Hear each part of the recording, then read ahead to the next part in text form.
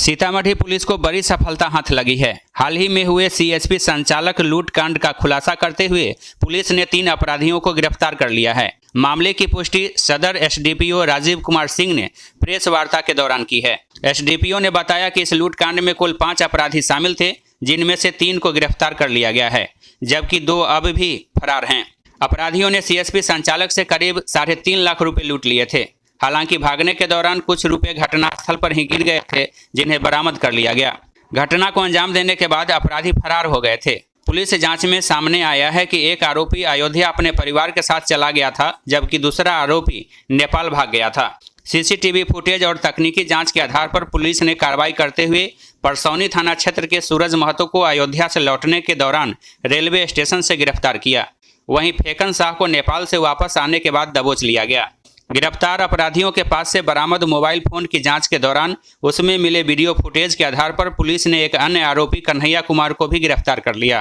Police का कहना है कि फरार 2 अन्य अपराधियों की गिरफ्तारी के लिए लगातार छापेमारी की जा रही है और जल्द ही उन्हें भी पकड़ लिया जाएगा। दिनांक 19 तारीख को मेजरगंज के मुबारकपुर में एक सीएसपी लूट की घटना हुई थी। इसमें 3 हथियारबंद अपराधियों ने सीएसपी के अंदर घुसकर 3,50,000 रुपए की लूट की थी। इसके बाद 98-26 प्राथमिकी दर्ज की गई और सीसीटीवी फुटेज के आधार पर, तकनीकी डाटा के आधार पर हम लोगों ने सत्यापन किया। उसमें यह तथ्य आया कि एक सूरज महतो नाम का अपराधी जो परसौनी थाना क्षेत्र का रहने वाला है, इसमें शामिल है। उसकी गिरफ्तारी के उपरांत और उसके मोबाइल में बने वीडियो और पैसे की साक्ष्य मिलने के बाद हम लोगों ने इस कांड में शामिल फेकन कुमार पीताम्बरी शाह परशुरामपुर को और कन्हैया नारायणपुरी को गिरफ्तार किया है। इसमें 2 अन्य लोग हैं जो लाइनर की भूमिका निभाए हैं और संसाधन उपलब्ध कराए हैं। इन 5 ने मिलकर उस सीएसपी की लूट की घटना को अंजाम दिया है और इनके कन्फेशन के आधार पर अब तक एक गाड़ी की जब्ती हुई है। लूट में जो प्रयुक्त कट्टा था उसकी जब्ती हुई है। 12,950 रुपये की जब्ती हुई है। 3 मोबाइल फोन हुआ है और कुल अभी तक 3 अरेस्टिंग हुई है। कितने की लूट हुई थी इसमें?